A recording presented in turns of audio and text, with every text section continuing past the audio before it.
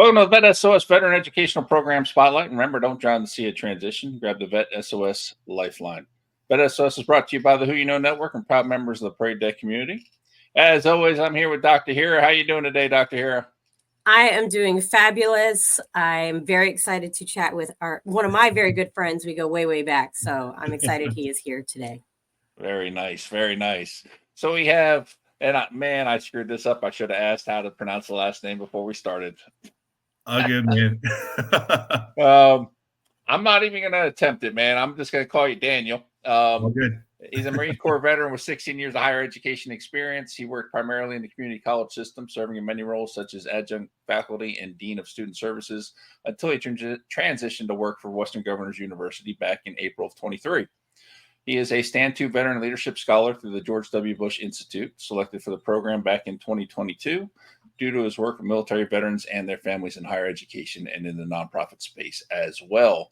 And I just saw that applications are open again for that program for those people who are interested. So how you doing today, Daniel? I'm good, Sean. Dr. Hira, always good to see you. As Dr. Hira mentioned, her and I go way back to the California Community College system when I worked there. And then also her and I on the Higher Ed Military Council together right now. So grateful to be on the podcast with you both today. And we're so happy to have you and looking forward to learning about the university. So since I screwed that up already, how do you pronounce your last name? So I'm Samoan. So my last name is Avegalio is how you say my last name. So I wouldn't have even been close. Yeah, you said it much better than I would have. Okay. So let's start with your military transition. Tell us a little bit about that and how that went.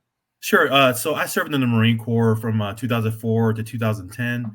Officially got out back in 2009, though. It was in for a little bit longer after that. But when I got out of the Marine Corps in 2009, I had just got back off my third deployment to Iraq.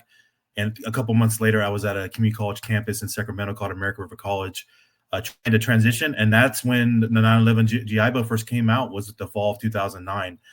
And I'm going to be honest with you, coming back off deployment, I struggled with my transition when I first got out.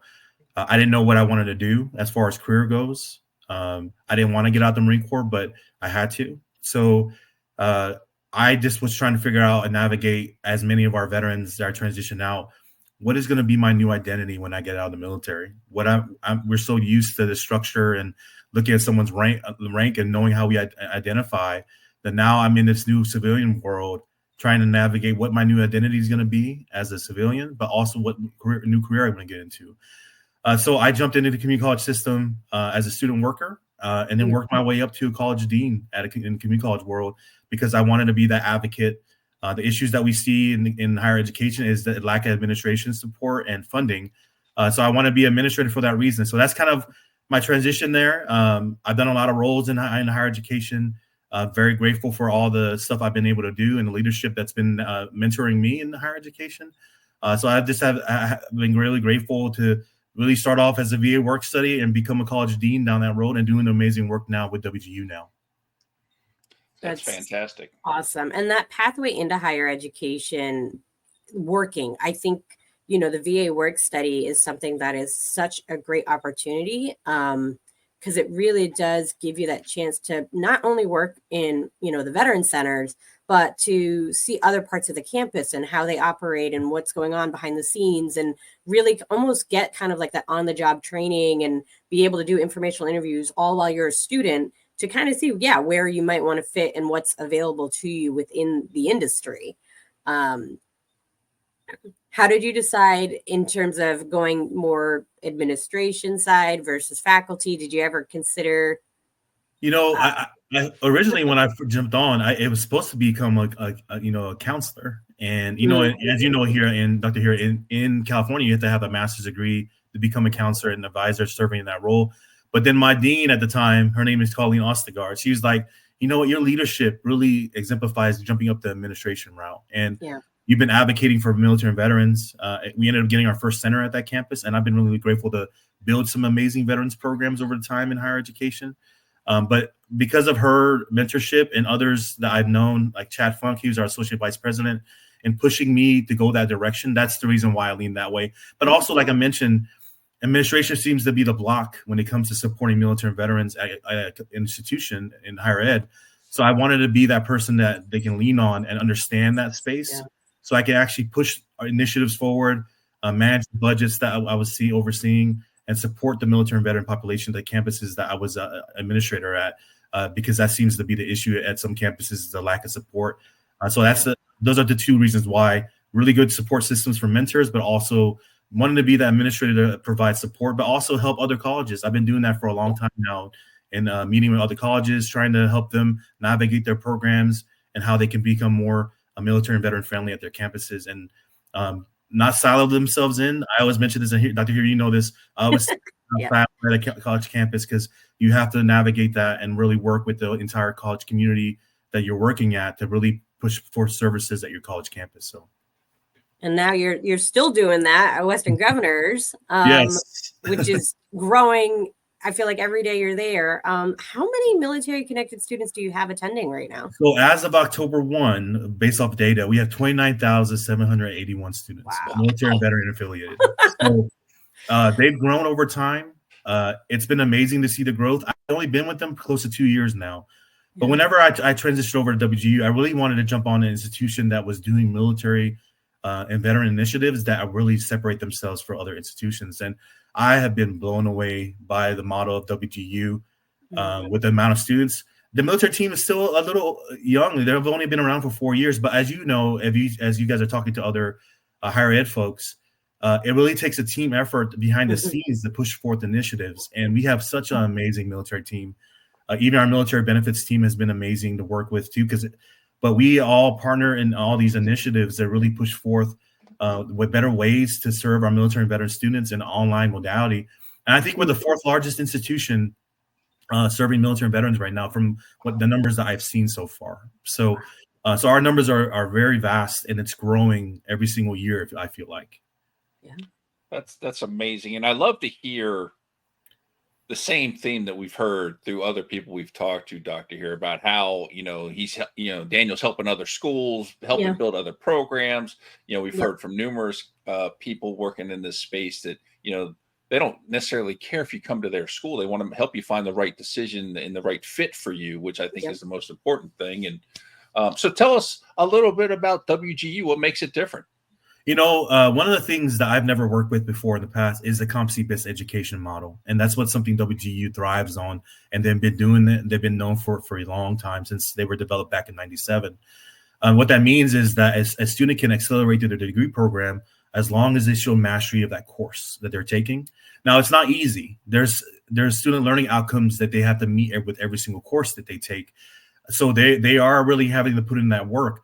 But what they can end up doing is, if they show mastery of the SLOs that they're taking in that course, another thing that's a great thing too is that every single student, once they start at WGU, they're given a mentor, a program mentor that's going to be with them until they graduate from their program. So that program mentor is aligned with the school that they're currently in. So right now we have 4 schools. We have our Teachers College, our School of Business, our School of Health, and our School of IT. So that number that I mentioned, the 29,781, 50% of our students are military and veteran affiliated, are in our School of IT. So, but all the program mentors are aligned with the school. They're considered faculty themselves. They have the background in that school. So they're going to help navigate our students through their program until they graduate. And they're going to be the ones that look at their SLOs, how they're doing on the tests, their assessments and stuff. So what ends up happening a lot of times is that a student will do so well in the course. The program mentor would then let them know, like, hey, you're doing well in the course. You're meeting all the student learning outcomes. Why don't you take the assessment? And then if you do well in the assessment, you can test out that course. So that's where the competency-based education model was new to me when I first came on, but I've been blown away by the model, because it really is something that aligns with our working adults, with them not being able to go to school, on brick and mortar school, but the learning that they're receiving is really top notch. That I've been blown away by WGU, and that program mentor that they have is really helping them excel through the programs. So every student gets a program mentor. There's a lot of support systems within WGU as far as with different groups out there. I know with the military side, we do have peer-to-peer support groups that come in. We take part in the VITAL program as well with the VA for a national institution. So we're doing a lot of things, and we're always looking to improve We do a lot of webinars focused on, we just did one on military spouses. We have a great partnership with our career and professional development, which is our career services, that we're really looking for employers to partner with. We right now, we did one with Rocket and Fiserv. It was our first one we've ever done. That's going to be military, but we're going to be doing monthly cadences focusing on career. And Dr. Hira knows this. I am really big on workforce. Yeah. I really feel like if a student is coming to our institution, to get their degree, we have to be helping them find gainful employment. I've been preaching that for a long time now, and WGU is really leaning on that now. To working with our partnership with CPD is what we call it. Shout out to Hank, he's our guy within CPD. He's a Navy veteran himself, so he understands that space really well with us and really partnering. And then credit for prior learning. We do have someone assigned to our team that works on credit for prior learning, looking at ACE, looking at ways we can offer credit through military credit as far as CCF and also our joint service transcripts. So we're really touching on all these different factors as an institution. And then lastly, we are one of the very few schools that have a partnership with a Naval Community College. So right now we have associate's degree with the Naval Community College in IT and cybersecurity, but also in health sciences. So you're talking about corpsmen, able to go get an associate's degree in health sciences and actually transition that stuff over to a degree in nursing within WGU. So those are the type of initiatives that I'm really proud of that WGU is doing, and we're always looking to grow and do better. Yeah. And that's because we have an amazing military team. We have an amazing military benefits team. And overall, as an institution, I feel like we're all in it together. We have a saying about no egos amongst our military team, and it really is that. And I feel like our institution within WGU is really doing that to help us move the needle forward and do things that's different every single year, and supporting our military and veteran students that attend WGU. I love that, because I think when people hear online learning, they're like, oh, I'm going to be all by myself. Like, who's going to look out for me? And it really seems like you've thought of a lot of different angles in which students are going to need support. You've built it into the programming. Competency-based learning is wonderful. Again, as you said, from our military community, they're already coming with a lot of training and knowledge to be able to demonstrate that and take time off of what would be a traditional degree. It's just, again, playing to their strengths and allowing them, as you said, to kind of get to the workforce sooner. Because, again, that's kind of, they're ready to go. They need to get back out to work. So it's wonderful to hear all of those initiatives and again, a different approach. Again, this is why we run this show. We want veterans and military spouses to learn about these different programs that are maybe the right fit for you and your timelines and your family needs. So this is very exciting, because you are competency-based learning is harder to find. So it's really wonderful to have a program come on and share that opportunity with obviously our listeners. Another great thing too, last note, I know we're running the time. We are doing a lot with our alumni. So I've been blown away. So right now, WGU has about over 360,000 alumni across the country. So overall, our numbers right now within WGU is we're at 183,000 students currently enrolled at WGU. And our military and veteran population makes up about 16% of that.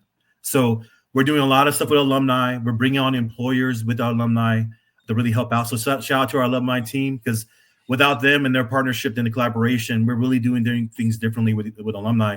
And another thing is that our alumni and current students, they have access to career services for a lifetime with WGU. Excellent. So that's another thing too that we offer. So any updates that we have or events that we're promoting, our alumni will also get the notification when it comes to these career webinars and workshops that we're doing as well within WGU. Great. Fantastic. That is just really awesome. I love this. Yeah. I know Daniel could keep sharing a lot of wonderful information. I know we're running on time. So if you are interested in following this guy and all of his wonderful knowledge, he mentioned higher ed military. He does also obviously run a lot of things through Western Governors. Definitely give him a follow so that you can attend some of the other wonderful things he's sharing his wisdom on. But I do want to thank you, Daniel, for joining us on the Vet S.O.S podcast today.